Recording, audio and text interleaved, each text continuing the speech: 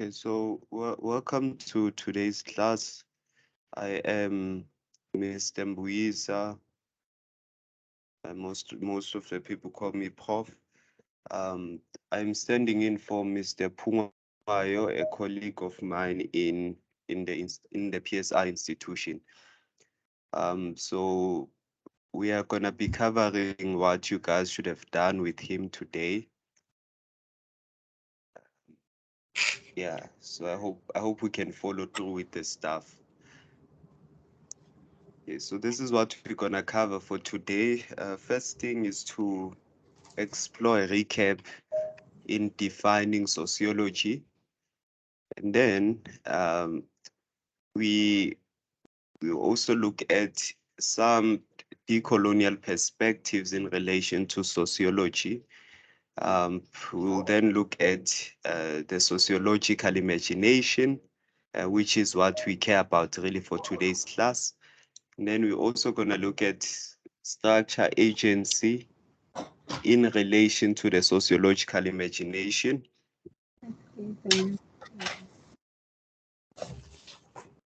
And then we're also going to look at the applications of the sociological imagination in real life situations. So those are the 5 things we're going to look at um, for today's class. So without wasting time, let's just think about a definition for sociology. Now, we've been exposed to a couple of definitions from the 3 texts that you were prescribed at VETS. You were prescribed Start and Zeeman, who has uh, their own version of the definition of sociology. You were also exposed to Giddens and Seton, who has their own version of the definition of sociology. And we also have an article by Giddens titled Sociology, a Critical Introduction. So where Giddens also gives a different form of definition for sociology. So I just want us to look at the 3 texts and how they define the study, because it's important for you to um, familiarize yourself or acclimatize yourself with each of the definitions, because you have to write an essay where you use the key concepts that are in this definition for the sake of giving a sociological evaluation for church education. Okay, so how does Stuart and Zeeman define sociology? So Stuart and Zeeman say that sociology is defined as the scientific study of human social interaction and the social forces and behaviors, social trends, and forms of collective social action and the social processes and social structures in society which arise out of the way human beings act, which you which is what we would call social actions in the world, right? So that's the definition for sociology according to Stuart and Zeeman. So you'll notice that I added some concepts in brackets, and remember, sociology is a discipline, right? So since it's a discipline, it has its own technical vocabulary, it has its own concepts. And the defining concept in sociology is the concept social. So hence, most of the concepts will start with the word social. But to break it down, just as a form of recap to the previous classes you've had with Mr. Pungwayo, um, if you look at the definition here, things that stand out are highlighted in yellow. So first thing, we say sociology is a scientific study. Now, quick question. Is it a natural science or a social science? What kind of science is it?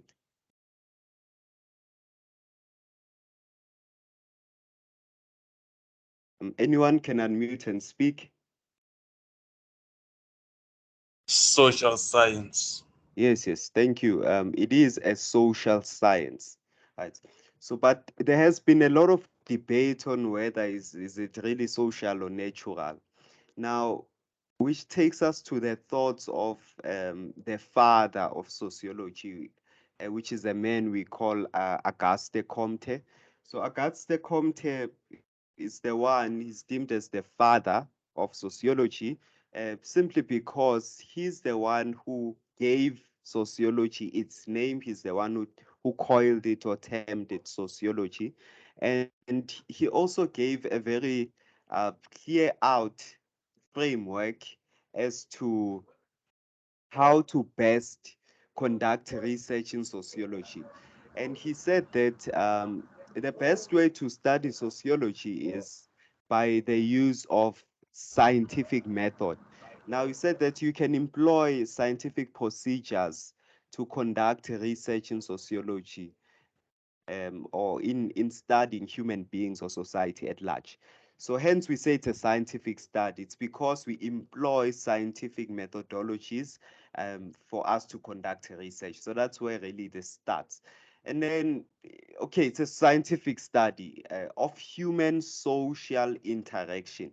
Now, what is social interaction? Now, that relates to how human beings interact with each other at various groupings. Now, what groupings are we looking at? So the word social interactions takes us straight to the major perspectives you'll have. So human social interactions can be categorized into three. We have small scale individual to individual interactions, which is what we will call micro social interactions. We have group to communal level interactions, which is what we will call mid-range or meso social interactions. And we have the broader, bigger social interactions, which are what we will call macro social interactions. So we say that sociology studies these three types of social interactions using scientific methodologies. But it doesn't stop there. It also studies social forces. What are social forces? Now, social forces are extrinsic uh, features within society that sort of influence how we act or how we behave in our society. Now, a typical example of a social force will be money. So, money does influence how people interact with each other. For example, money does make people to, in a way, congregate in the same social institution, such as the workplace, for them to get money. So, it's a social force in that sense that will shape how people will behave in that sense. And then we also say that sociology studies the social patterns that exist in society, social patterns, social trends, and collective social action, and social processes and social structures in society which arise from how people behave. So to break this one out, um, you need to think of society as this collective system that works together in a certain way. So there are predominantly, uh, in a way, identifiable trends and patterns that we can get from society. Typical example is, um, we can think about the line of movement of people in the morning during the week, Monday to Friday. So we will expect that more and more people, the social pattern and trend we'll expect is that in the morning, more and more people will be driving towards Johannesburg. So that's like some form of a pattern. So there will be traffic towards Johannesburg in the morning. But in the afternoon, uh, there is a decentralization of this traffic. So people will be driving away from the CBD or Johannesburg in that sense. Why do people come to Johannesburg? For the purpose of work. So you see, so sociology will study such social patterns and trends that can be identifiable in society. And the point really is to really understand how humans act or how humans interact with their social environment in that sense. Right? And then sociology also studies forms of collective social action. So the act of coming to work at a certain time, driving towards the center and decentering from the center is a form of social action, collective social action that can be identified. But sociology doesn't stop there. It also studies social processes and social structures in society. Now, what is a social structure? A social structure simply connotes the arrangement of different social institutions within society. That's a social structure. Now, within these social structures, um, so basically within these social structures, we have social institutions, right? So social structures just connote how these social institutions will be arranged. But now within these social institutions, there will be certain social processes happening within them. So you see, so simply put, social structures are made up of social institutions. Within social institutions, what happens is what we call social processes. And within these social processes, we can identify certain patterns and trends that connote to collective social action from the people within these institutions. Now, throwing this back to your essay, which you're gonna have a briefing, of course, tomorrow, um, regarding it, you just have to understand the simple first step. You were asked to evaluate the role of the church in South African schooling using the key concepts in the definition of sociology. Now, these are the key concepts, the ones highlighted here. These are some of the key concepts that are within the definition of sociology. So you're not writing a descriptive essay, you're writing an evaluative essay or an analytical essay in that sense, where you use these key concepts to show or to evaluate the role of the church in South African schooling. So you'll ask yourself, what social interactions existed as a result of church education? What social forces was driving those interactions? Religion was a major force in that sense. What patterns can we identify between the interactions of the missionaries and the African leaders at the time? Um, and what trends can we identify, what trends uh, were formed as a result of missionaries coming to South Africa and affecting schooling. So you need to look at that and evaluative or analytical in that sense. Okay, so that's just one perception of sociology. Now, Giddens and Settins comes, 2017, page 8. So it says that sociology investigates the connections between what society makes of us and what we make of society ourselves.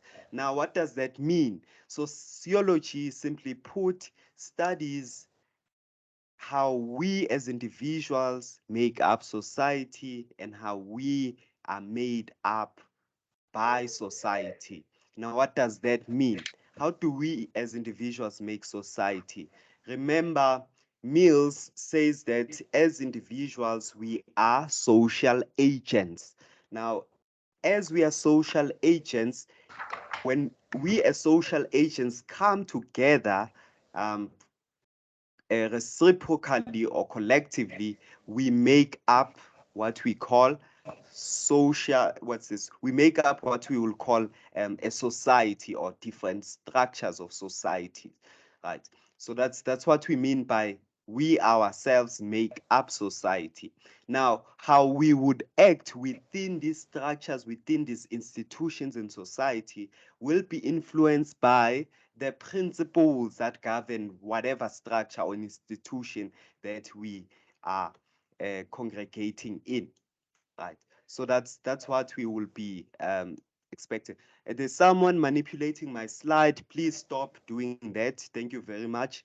Okay, yes. So how we will act within the social institution will be influenced by um, how how those institutions in a way are made up to be. For example, how you'll interact within the institution of politics is going to be different from how you will act within the institution of education. Remember that. And remember, I said that social institutions make up the broader social structure. And within the social institutions, there are social processes. And who is responsible for carrying out these social processes? The person responsible for that are social agents, individuals. And hence, we are saying that uh, sociology investigates the connections between what society makes of us through determining how we act within our different institutions, and most importantly, what we make of society and ourselves, right?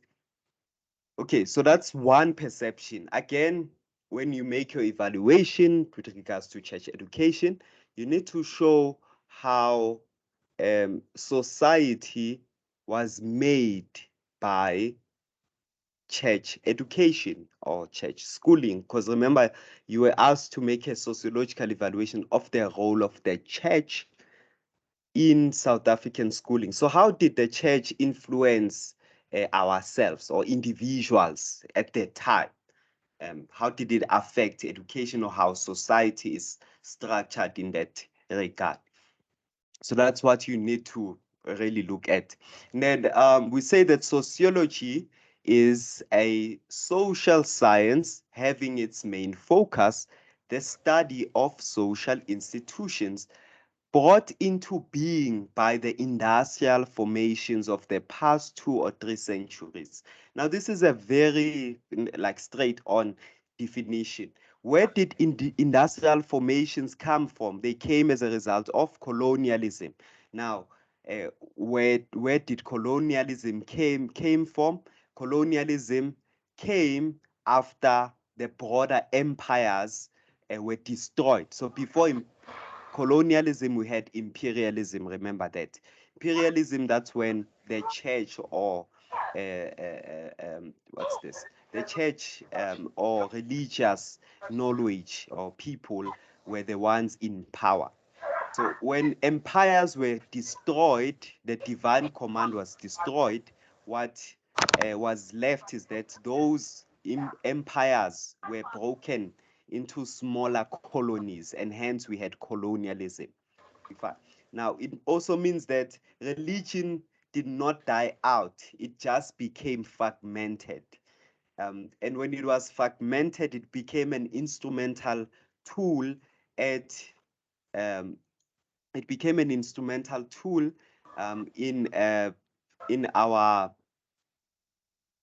it became an instrumental tool in ensuring that colonialism carries out, which later led to things such as missionary education taking place as a result. Okay, so that's what we had.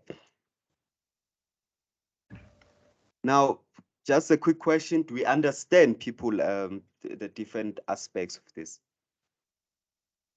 Understand, we find with defining sociology, sourcing out key concepts, and also thinking about how to apply them for your essay.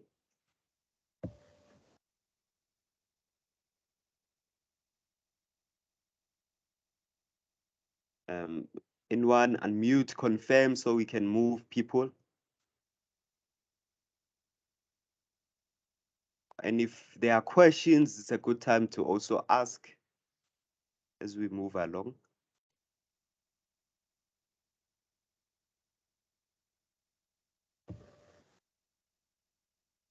Okay, people, am I talking to myself? Are we here?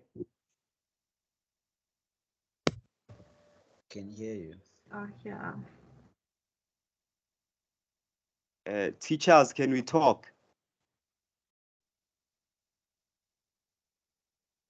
We are listening. We are here. Okay. Okay.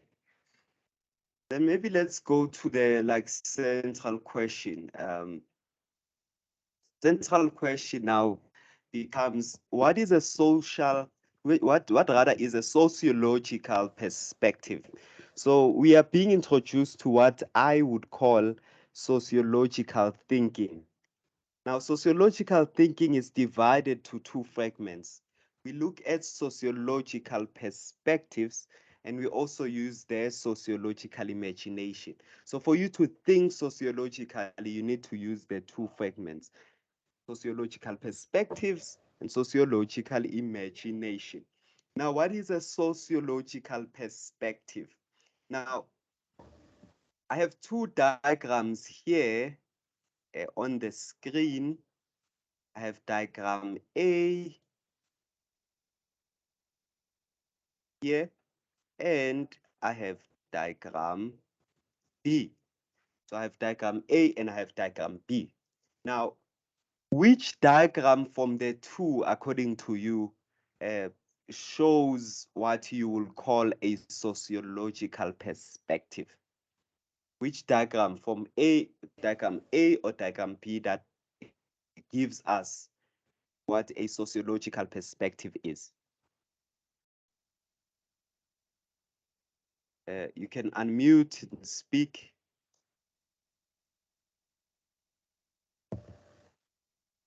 Which diagram gives us a sociological perspective? Is it diagram A or diagram B?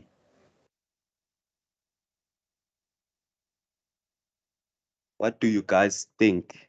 I'll just pick people randomly here. Amy Mukhadime.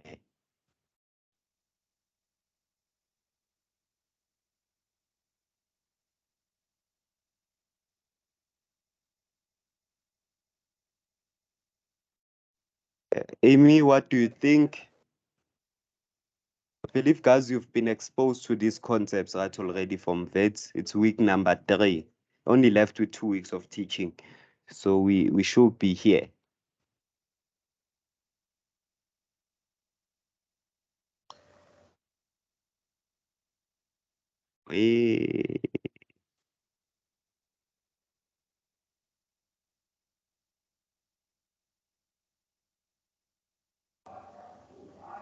Can you get volunteers, people? Diagram A or B, which one connotes a sociological perspective?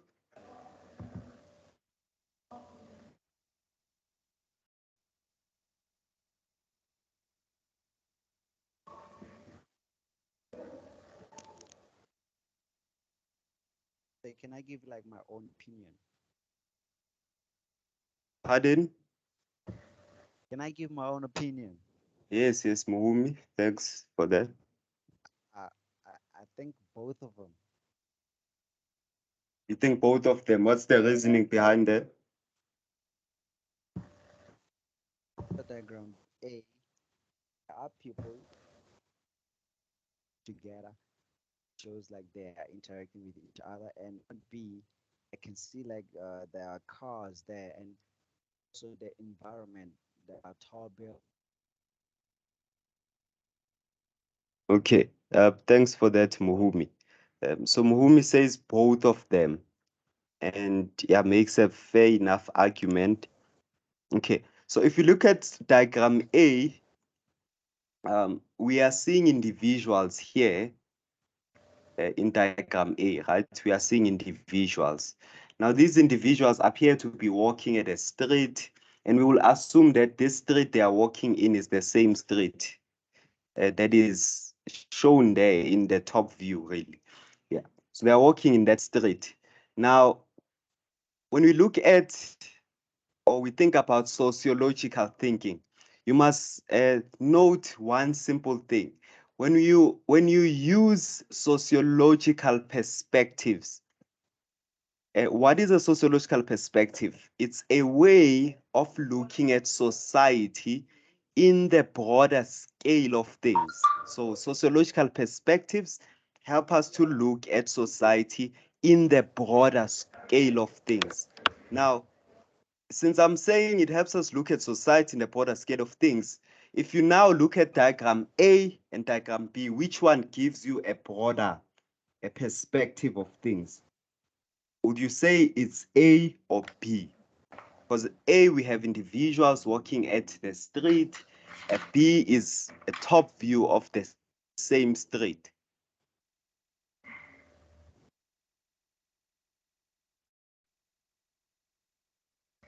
Again, quick response, is it A or B? Which one gives you a broader aspect of things?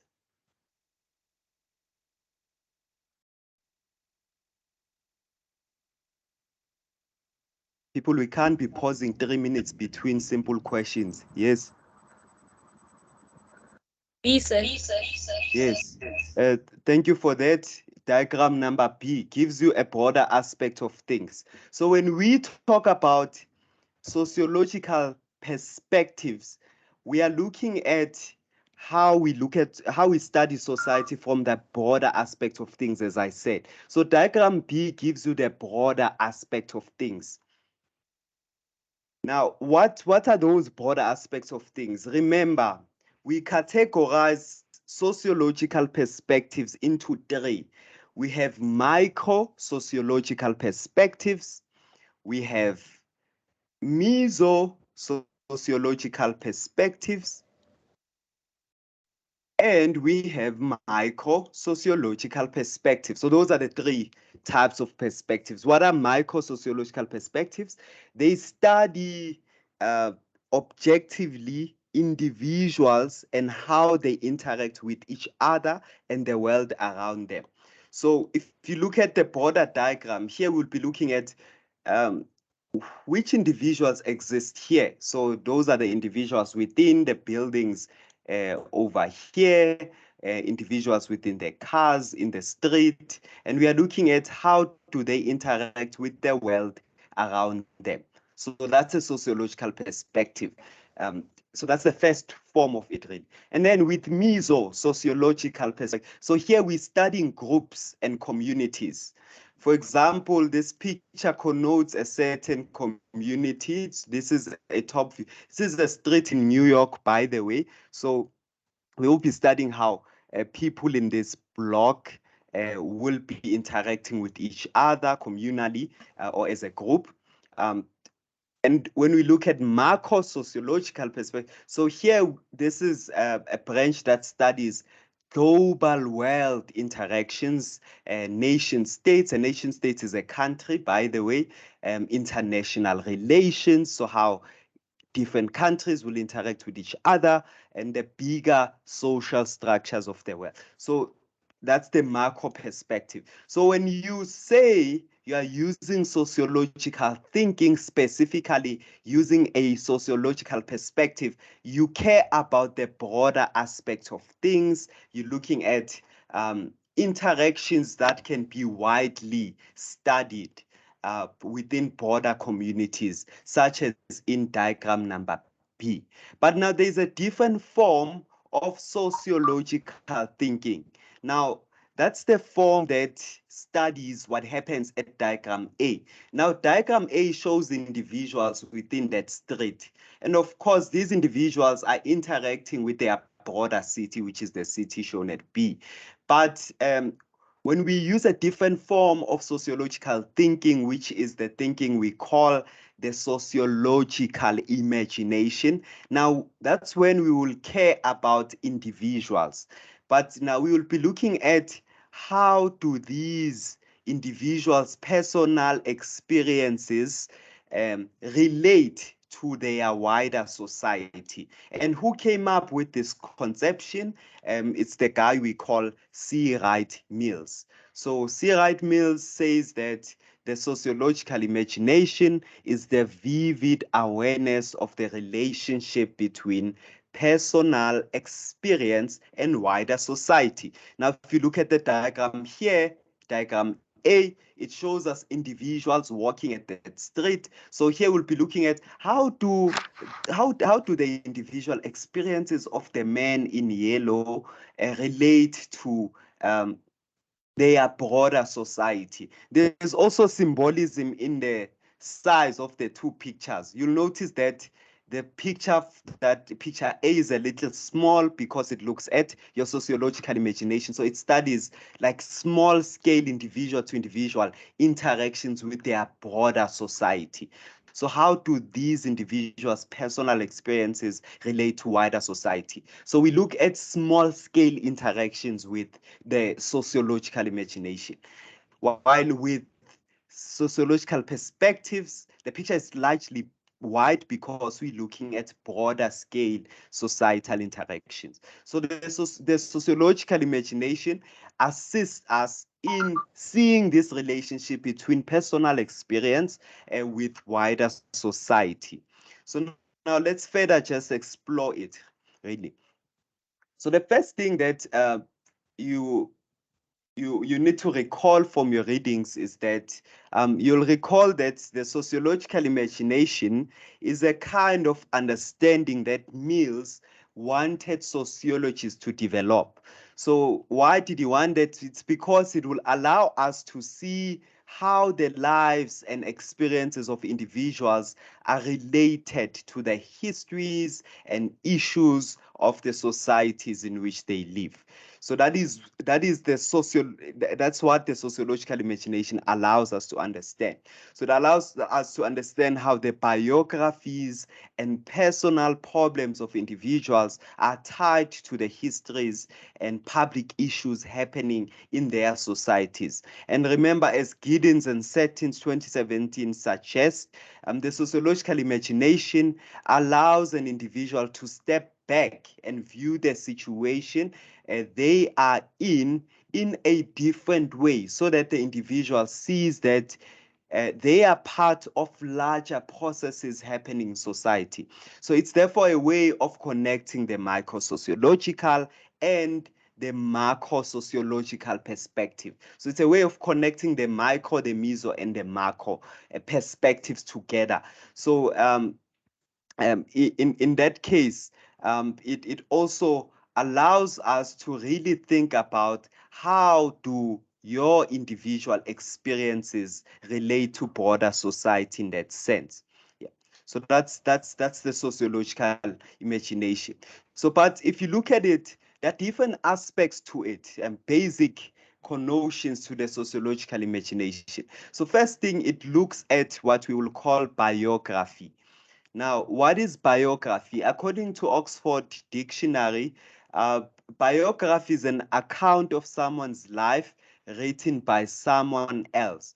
But of course, this does not only include work, education, residentials, and relationship, but it also speaks to the events that one faces in their life. So that's what biography is. Now, in this, when we look at the sociological imagination, we look at biography, and that's what personal experience, or where personal experience will come in, because we're looking at individual experiences in that sense. So connoted by biography, what events, personal troubles are they facing within their society? And we also not only think about biography as a unit, we also think about history.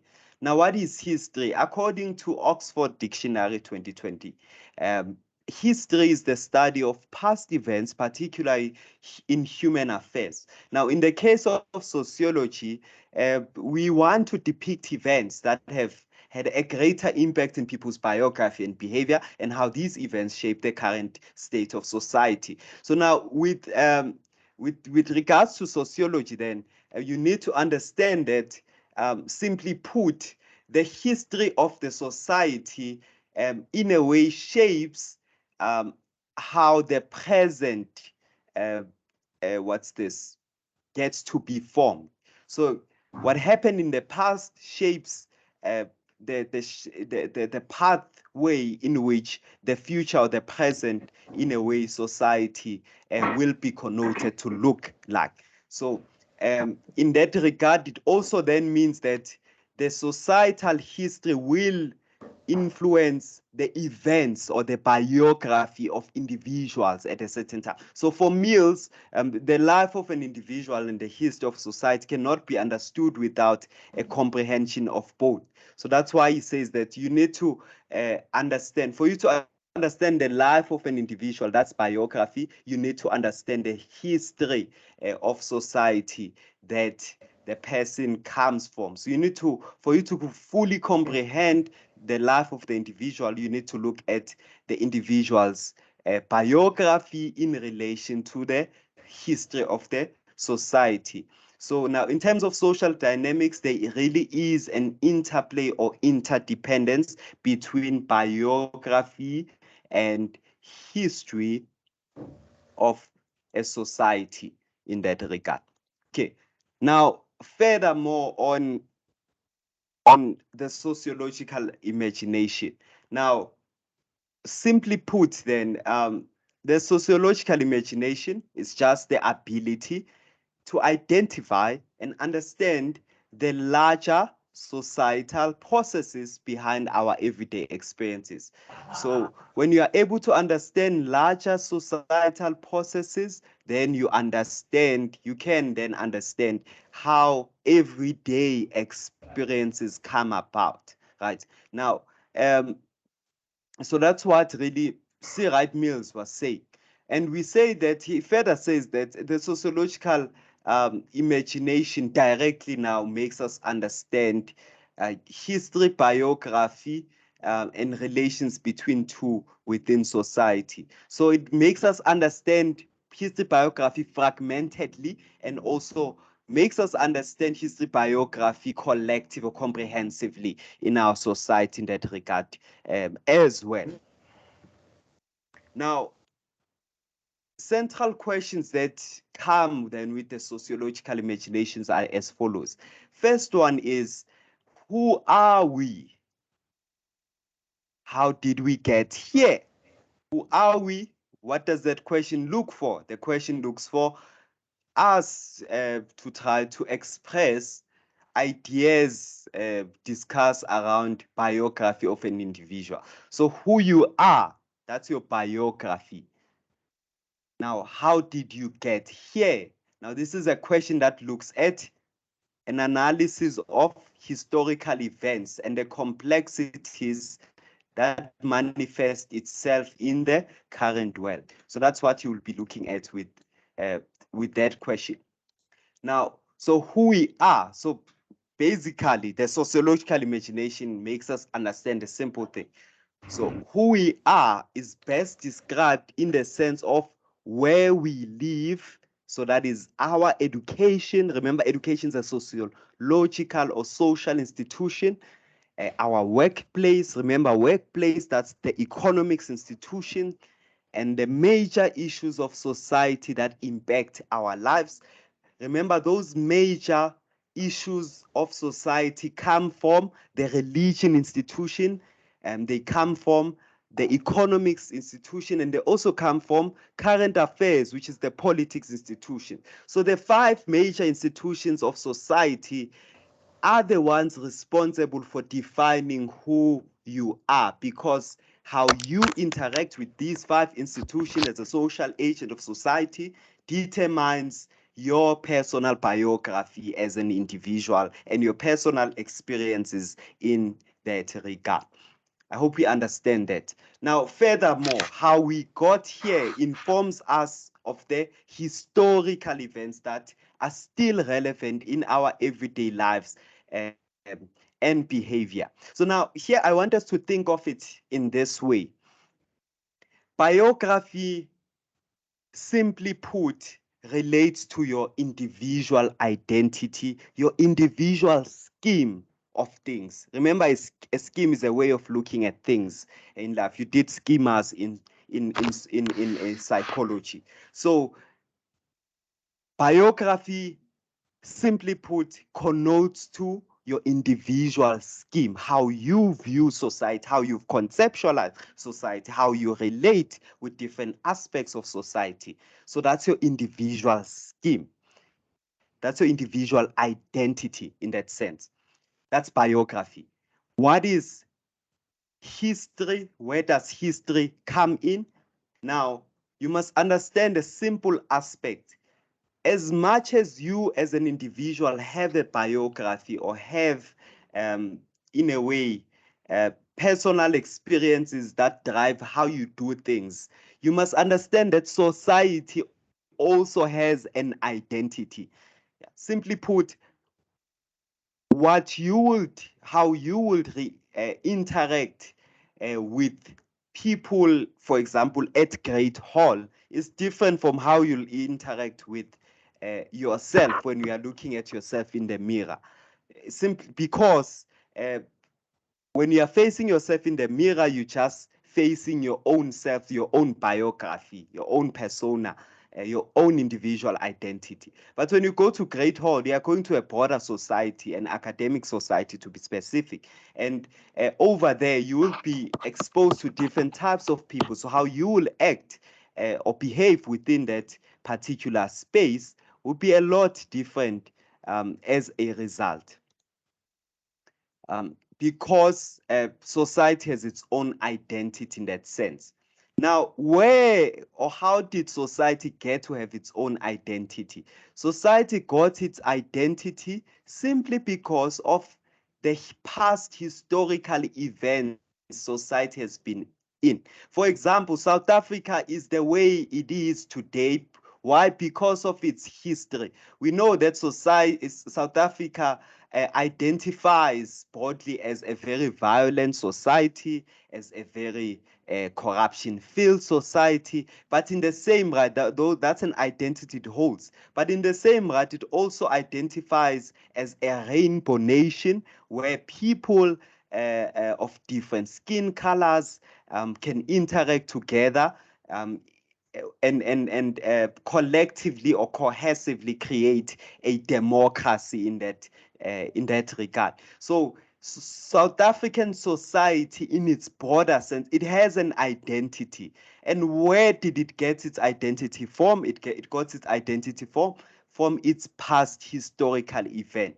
So hence, the central question is, who are we? Who are you as an individual?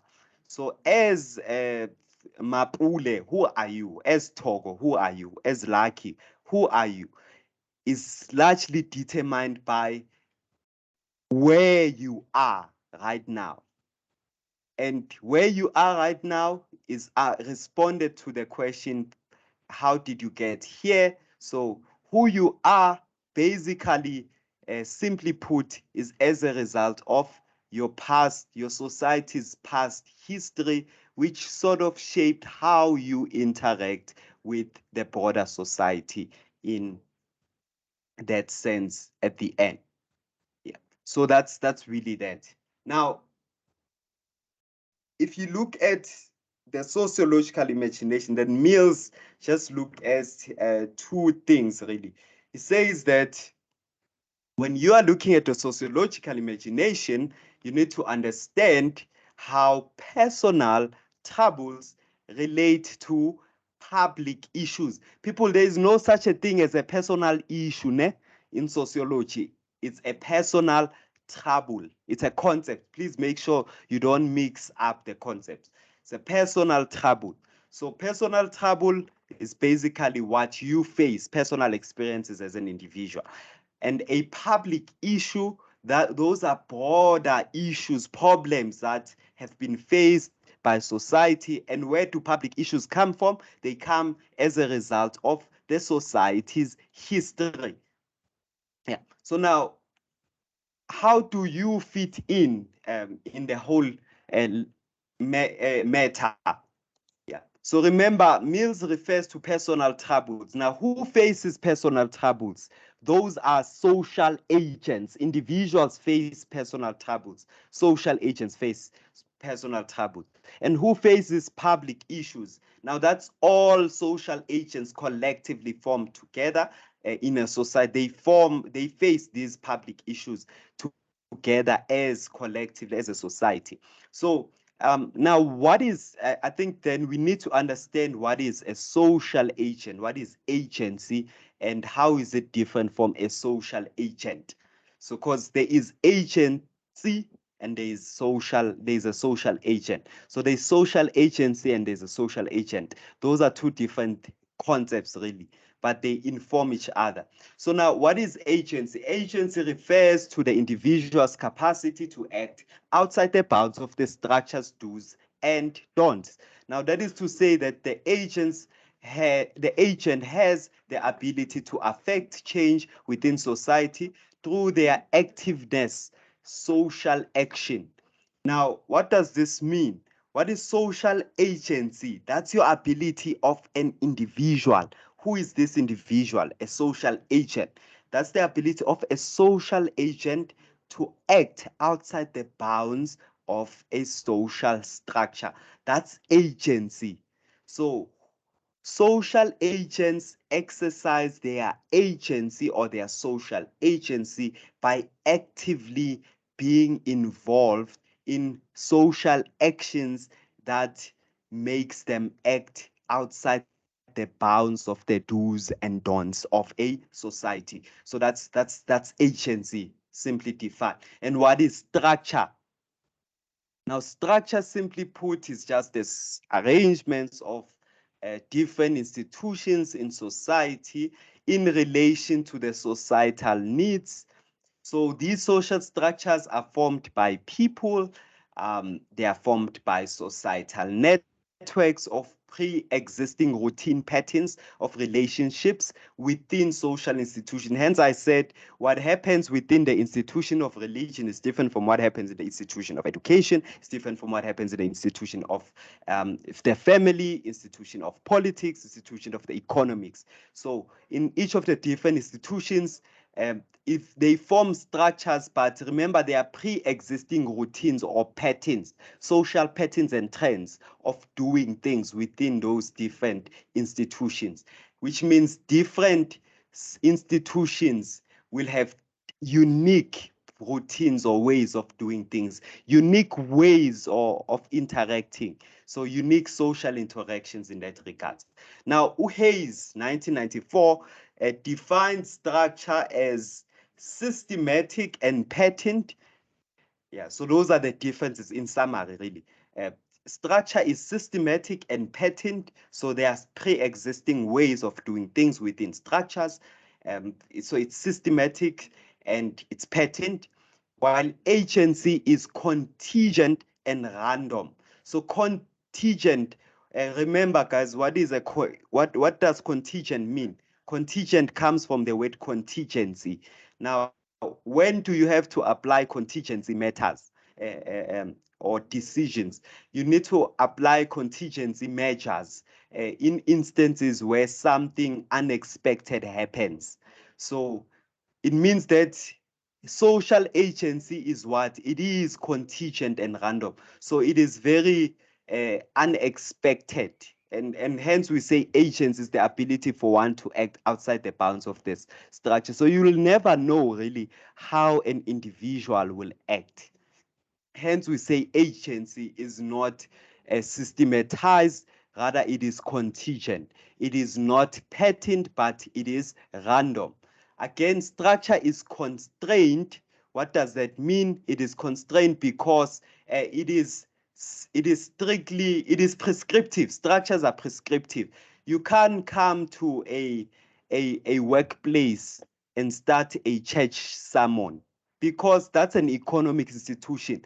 So there are certain constraints that exist within the different structures. There's certain ways of doing things that are unique to each of the different structures. So you can't do as you please in each or act randomly in each of the different institutions. Hence, we say that structure is constrained, while agency is the opposite. Agency is freedom. You can act as you please. You can come actually and start a church sermon in a business or in a workplace. And we say that structure is static, so it's always coherent, the same, while agency is active. It's active because individuals, remember, it relates to the active social action.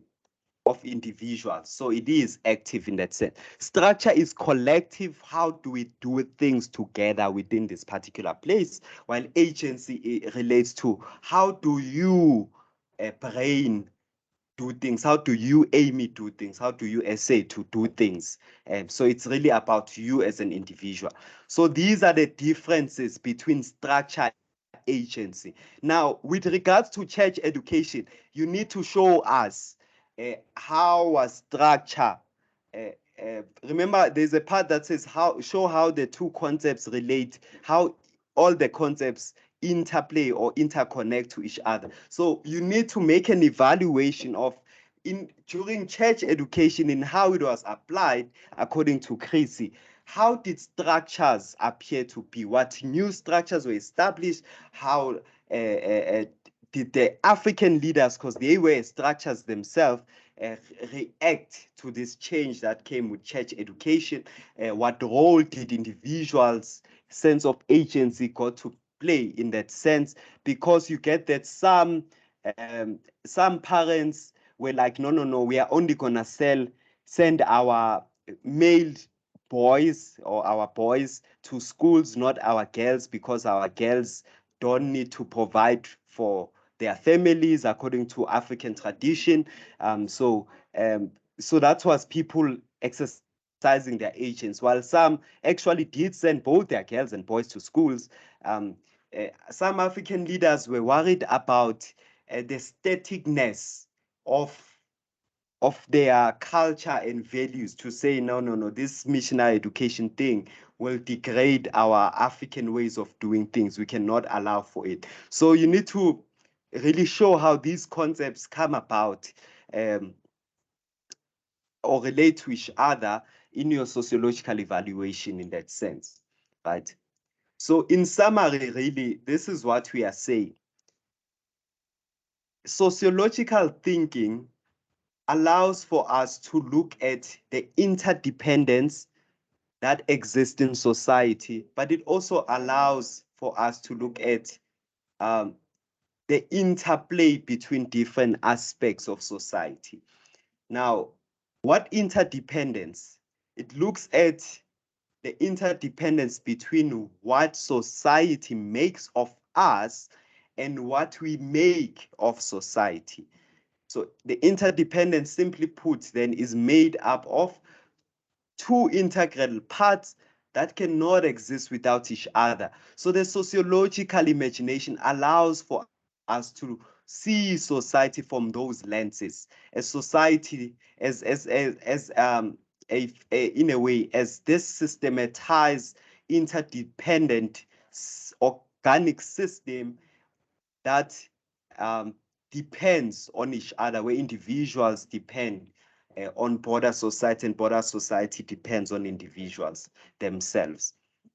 It allows for us to understand how social forces um, are exerted by social structures. It allows for us to understand how social action uh, in response to social forces and social structure can come about. It allows for us to really understand the constraints that exist within our social structures and the enablers that can be equally seen from social structures in that sense. Yeah. So the sociological imagination and sociological perspectives equally enable for us to understand how A relates to B and how B equally relates to A. So those are the interactions between the two, and that's what sociological thinking allows for us to understand. Okay. Do we understand? People have been preaching for too long. Do we understand?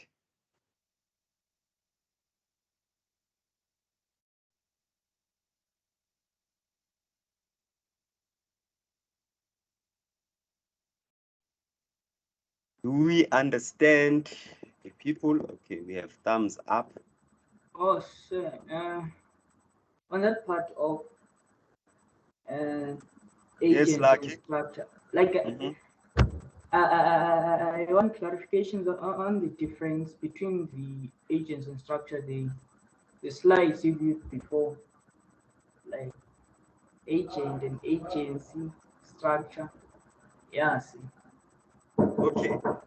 So simply put, the difference between agent and agency and structure is this.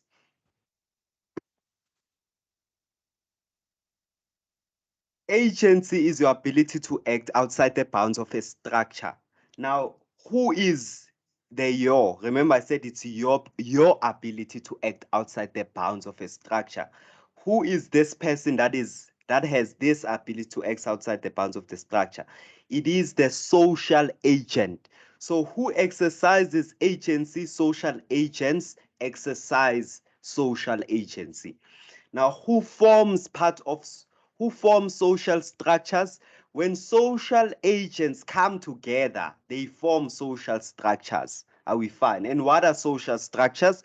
Those are the arrangement of individuals in different social institutions. Okay, so I hope that makes sense. Now, maybe something that will help us to really put this to life is this scenario here. Why do students protest? So now this is an application of your sociological imagination in real life. So if I were to ask you, why do students protest? What would you say? So this is to like put these concepts to life now. Here is a situation. Here are social agents protesting. Now I'm asking, why do students protest?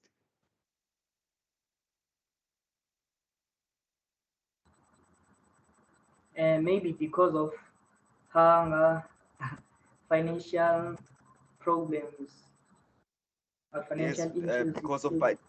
Mhm. in the institution.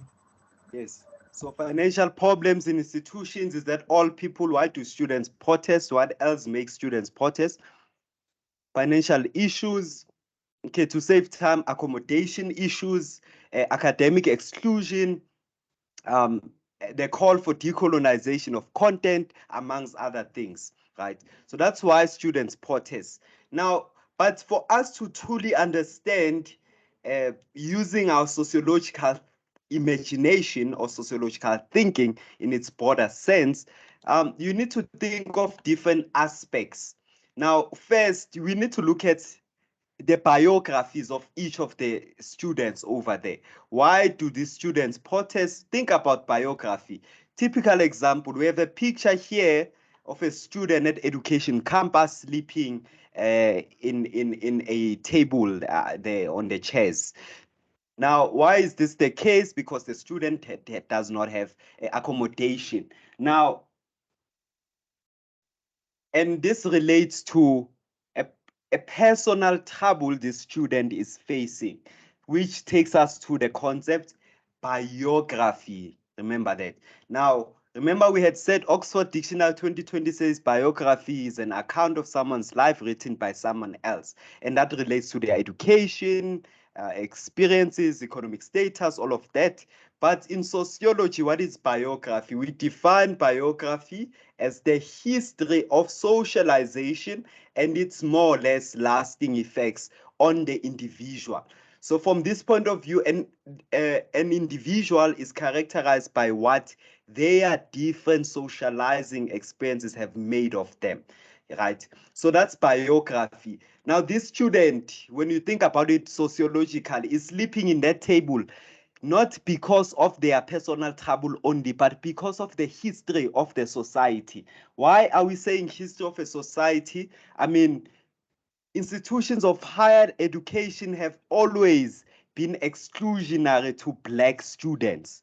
Now, because of that, it was long coming, it was a long coming public issue, which turned into a personal trouble that this student will one day find themselves sleeping in a table there, under the table there, because South African society has a public issue of um, exclusion of Black students in institutions of higher learning. See, understand? So in that regard, it brings these concepts, then the concept of history. So historically, South African society has been like that. It also brings the concept of structure. So what is history in that sense? What do we mean by history? Now, history in sociology makes reference to the study of the historical development of human society. So it studies ancient customs, modes of living, various stages of life, and past social institutions through historical analysis. Now, analyzing things from history, remember, we get that Norman, only white students were allowed to go to university. Black students were allowed to go to colleges, so they get mere diplomas, so they can work as nurses, work as teachers, and these lower degrees according to the social system at that time during apartheid. So that's the history coming in. Now, social structure wise, then we also look at that. Please take note of the where the arrows are facing. So right now they're facing towards this student. So this student is affected. The student's biography is affected by the history of their society, but it's also affected by the biography. And just so you understand, people, when they say make a sociological evaluation, this is exactly what I'm doing. And you see that I'm using the same concepts we explored earlier on to evaluate this problem we are having here, which is why do students protest? Yeah. In this case, your problem you've been given is what is the role of the church in South African schooling? So you see, you use different concepts. I use the concept of biography. I'm using the concept of history. I'm using the concept of social structure to analyze these problems that leads to students protesting. That's what you should do in your essay. You need to make it. That's what we mean by sociological evaluation. Okay, now back to it. Now, if you look at the arrows, we are saying the students affected by history, but also by social structure. And remember, social structure is simply the distinctive, stable arrangement of social institutions. What are those social institutions? That's education, government or politics, family, religion, economy, whereby human beings in a society interact and live together. So social structure is often treated together with the concept of social change, which deals with the forces that change the social structure and the organization of society. Okay, now we are saying that because of some form of social, remember we say social structure is connected to social change. Ne? Now, what social change that happened in these social structures affected the biography of the individual there? So first things first, during apartheid in the past, close to history, black students were not allowed to get to university, right? Yeah, but now we are seeing that this student is here now, and they are specifically at Wits School of Education. And we know that Wits School of Education was established a lot after apartheid, right? Now, because it was established a lot after apartheid, it tells us that this is a picture depicting a situation in the post-apartheid era. So in that regard, we are saying because of a shift in us going into the so-called democracy, this student was allowed to get to university, right? So they are now part of this institution called education, specifically higher education. Now that they are here in higher education, so that's the social change that happened. We moved from apartheid to democracy. That's higher education. Now, that's why the student is here. That's their biography. But you must understand that in the negotiation process for us to move from apartheid to post-apartheid, there was a reprioritization of funds. Now, back then, during apartheid, higher education used to be free for white students. But when we moved to democracy, they were like, no, no, no, no, we need to prioritize other aspects of society, such as land, allocating of housing and all of that. So it then means we should decrease the subsidy that we send to higher education, which means people must pay for higher education themselves. So in that case, that was a social change. Now, if you think about it, who gets to benefit from this? Now, who is in control of the economics? It's white people. Can black people be stable enough economically to afford these fees? And that's a big no.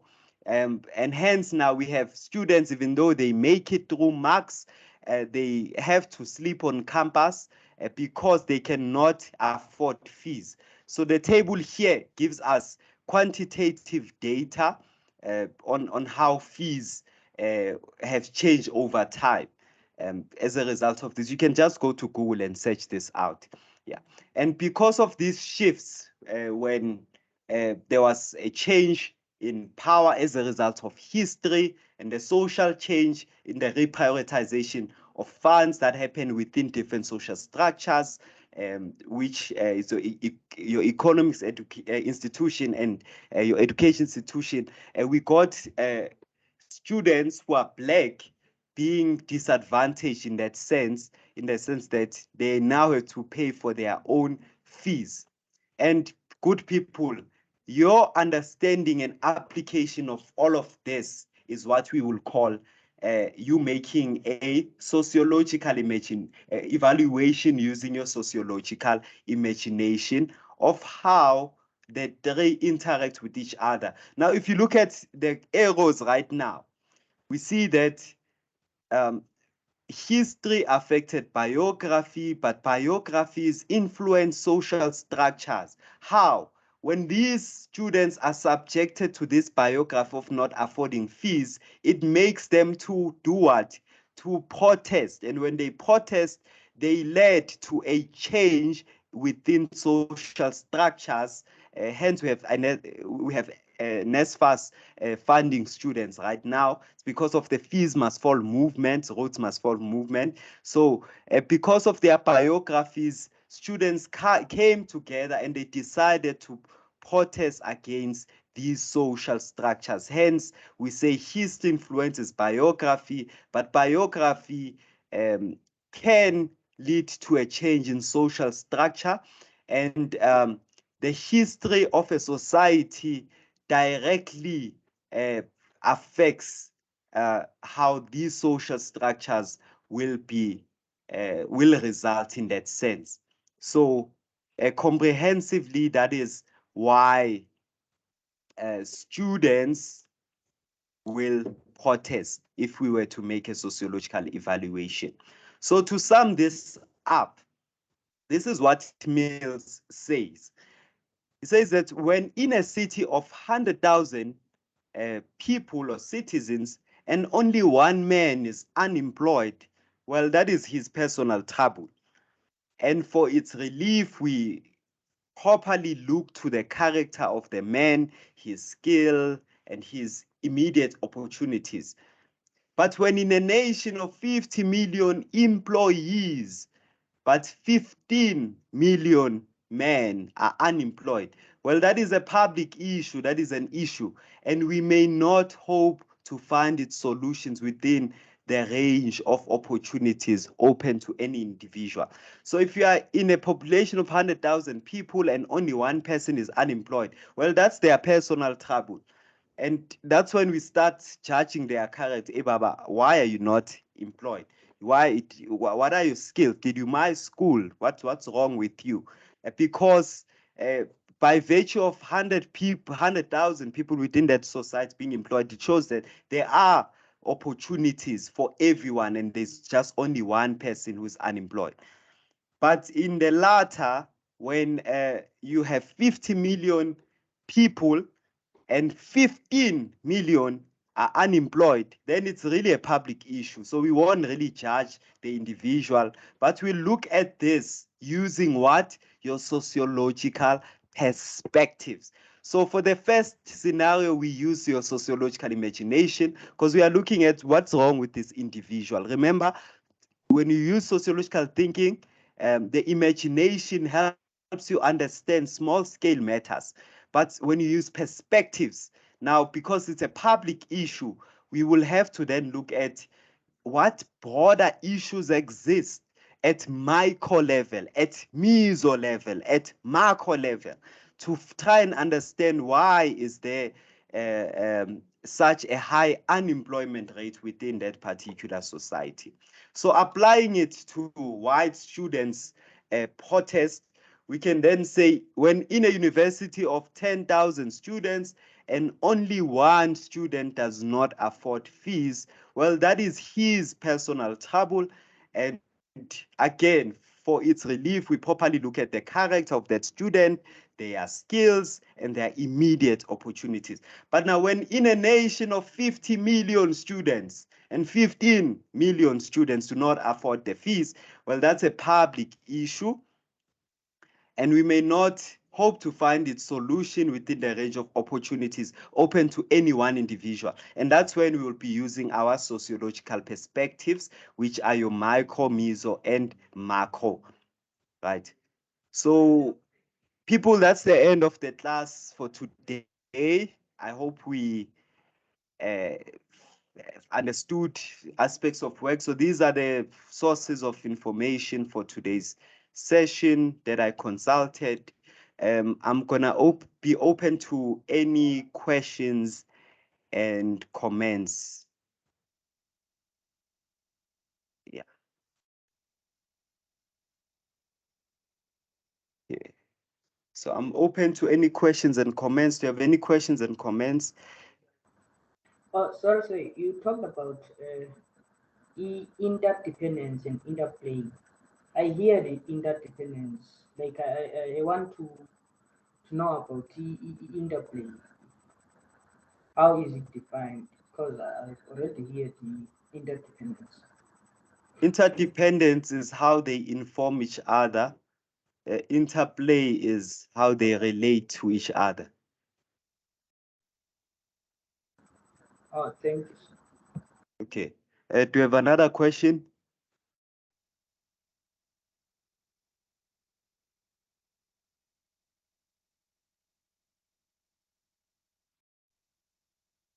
Any other question?